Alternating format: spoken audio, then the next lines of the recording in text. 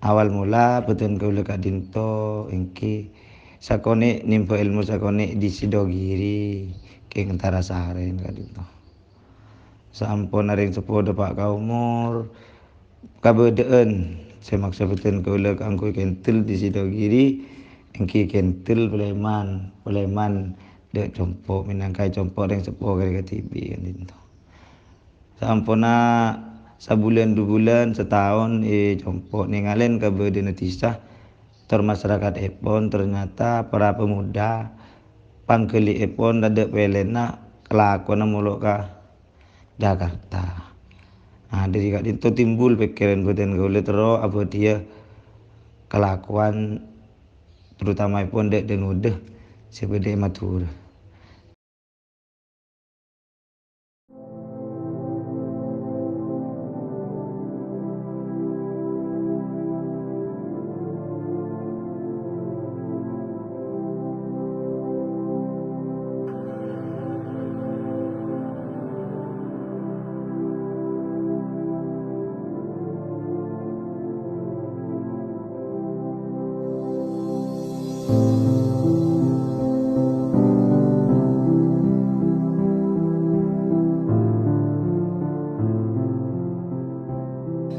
Kegelisahan membuat pemuda ini bangkit, mencari celah positif di tengah datarnya keadaan.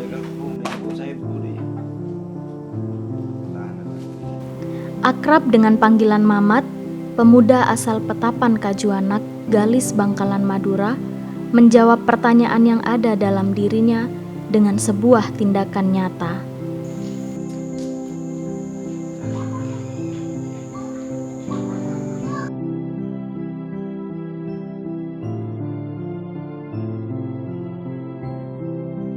Bila beda pemikiran tero nama gaharu Kak Dinto saya pagi dari peten kaula ada kaju nah.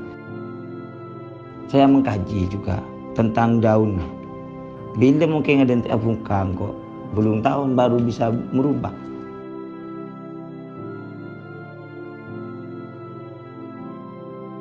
Mungkin bisa memanfaatkan si beda apa keberapa dentik si abid mungkin setia bisa beri manfaat si beda.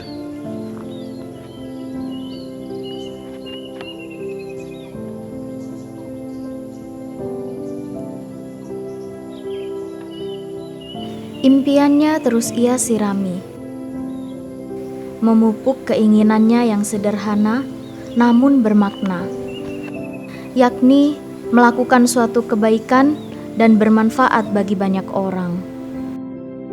Melihat penanaman gaharu ini mulai pudar dan mulai punah, di kok browsing nyari challenge dan carane naman gaharu seresmi. Akhirnya kok nemu kaca ring Sidoarjo juga penggemar gaharu, akhirnya pasti beri challenge. Urus kan ngurus surat juga gaharu itu. Karena tanpa surat nanti payah.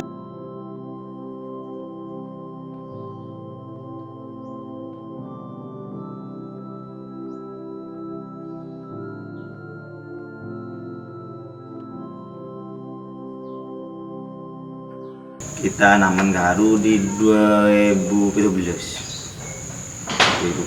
mati dulu Pak, karena tidak lo tahu cara nak gaharu beri Madura jeng apa deh. Karena ternyata gaharu itu paling nyaman lah daerah Celep Jember. Nah, ketika itu kan lo tahu kok cara nanaman gaharu itu seperti apa. Kayak taman namun belum polo belahan terbuka mati kepi. Akhirnya teliti oh ternyata gaharu seneng aja Celep. Sabe aup.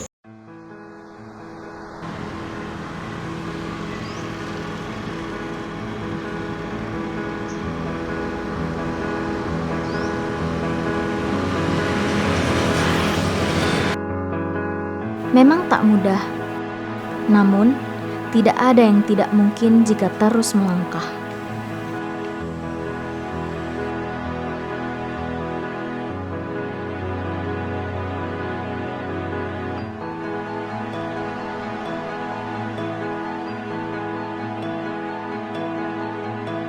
Meski tak banyak dukungan, pemuda ini terus melangkah hingga berada pada titik di mana semua perjuangannya berbuah.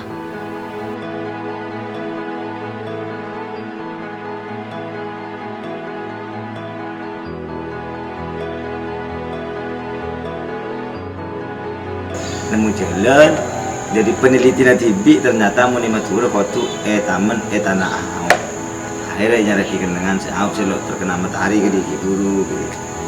Akhir pas bodi tumbuh tumbuh situng betok awal mulate sudah tumbuh umur setahun lumayan aja pas beda oreng anak pulaku katanya Ustad gula oleh lamat dari sepuh sakit ini kata pun suruh mubeng do nagaru tidak ada agar cerdik nanti anak oneng nagaru ini kan gula lawan yang lama tu dia nikah akhirnya kok dengan laki 5 biki pas suruh kalah lain.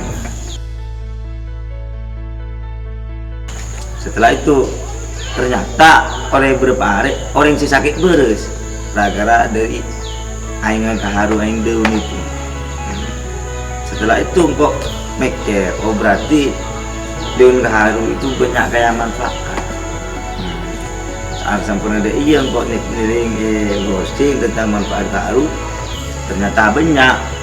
Kok ajar kalau macam cara pembuatan teh seperti apa kita studi banding jelek dulu hasil itu seperti apa hasil apaan ternyata hasil banyak benar juga enak baru setelah itu saya pulang Madura boleh bermusyawarah bisa kancaan akhirnya meleh alat dengan harga swadaya tuh Pak 7.000 tanpa bantuan pemerintah lumayan lah mudah lawan menjemuk dari alat dari mesin diserap ini baru ajar cara pembuatan itu seperti apa dan ate gaharu ini tanpa campuran satu apapun murni daun gaharu tanpa ada satupun kecuali yang mentol kalau yang mentol memang ada campuran daun mint gaharu dicampur mint jadi mentol kalau yang original murni dari gaharu tanpa ada campuran jadi teh gaharu memang herbal mau ahli olahraga coba olahraga terus minum teh gaharu lo bisa kalau orang kurang kejantan kurang agresif di ranjang bisa dicoba teh gaharu baru-baru coba sakit tabuk sembung sering untuk kalau di perkembangan gaharu untuk di Madura untuk sementara ini lumayan besar mungkin kisaran 5.000 lebih 5.000 kebetulan di sini kantor sekretariat Madura jadi semua yang di Madura setor ke sini daun kita yang beli bibitnya dari sini beli di sini kalau bibit itu memang butuh modal agak banyak memang bibitnya lumayan mahal 35.000 per bibit dengan modal segitu sekali panen daun sudah hasil sudah balik modal sekali panen daun bisa balik modal karena 1 kilo daun kita beli 50 keringnya kalau basahnya kita beli 10.000 dan itu pun 1 pohon mengandung gede kilo bisa jadi 1 kilo berarti otomatis ketika 1 pohon hasil 1 kilo modal sudah kembali dengan 1 kali panen sedangkan gaharu itu panen 1 tahun itu kadang 4 kali.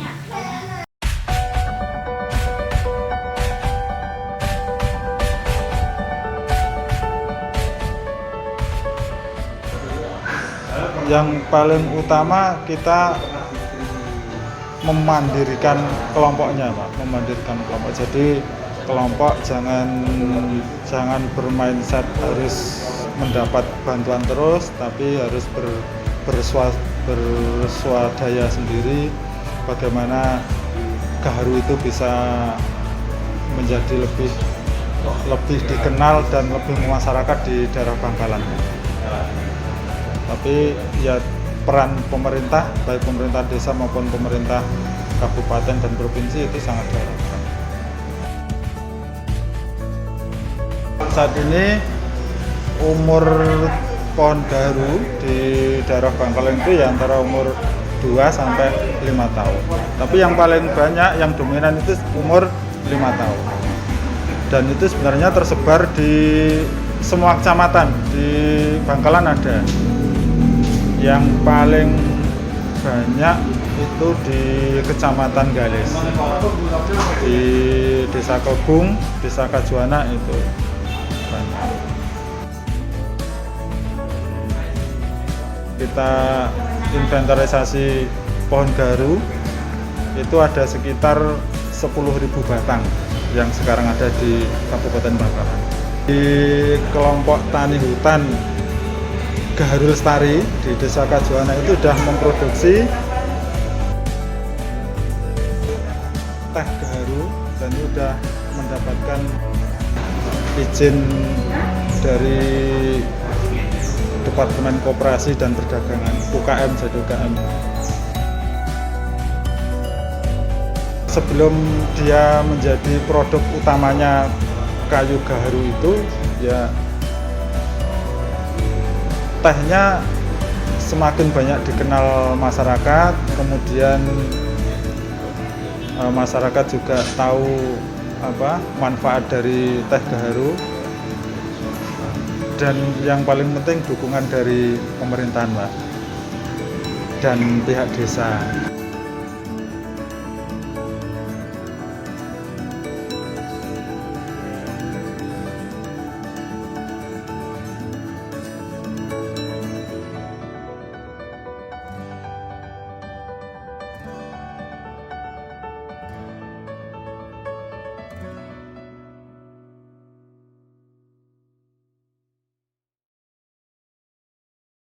Mun suka duka itu banyak, Pak. Apalagi temuan masyarakat, fitnah seperti itu. Dikira cuma abal-abal, dikira cuma menipu, bahkan dikira saya tanam ganja karena daunnya mirip ganja gitu, fitnahnya macam-macam. Dikira saya nipu penamaan anggaplah saya mau malapai mau ngepur, cuma nggak jelas pemasarannya, nggak jelas apa izinnya. Bisa ditangkap atau apa, itu temuannya seperti itu sebenarnya. Tuh suka dukanya. Meski tak banyak dukungan, pemuda ini terus melangkah hingga berada pada titik di mana semua perjuangannya berbuah.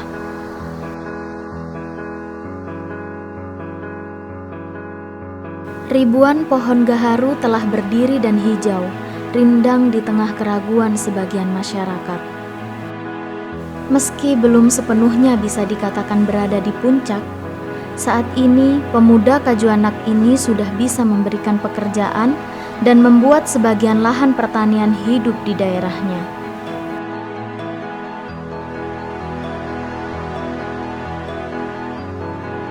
Dari hal-hal yang kecil, dari hal-hal yang paling tidak dihiraukan di desa. Kalau kita membuat lahan pekerjaan sendiri yang ada di desa, itu banyak, dari UKM, baik dari cara dari hewan ternak atau yang lain, semua itu kita bisa membuat lahan pekerjaan dari tempatnya masing-masing. Contohnya kalau dekat Tampek, ya dengan Tampek Situasi, pemuda yang harus bergerak, karena tanpa pemuda tidak akan maju desa. Sesungguhnya kemajuan desa, kemajuan negara ada di tangannya pemuda.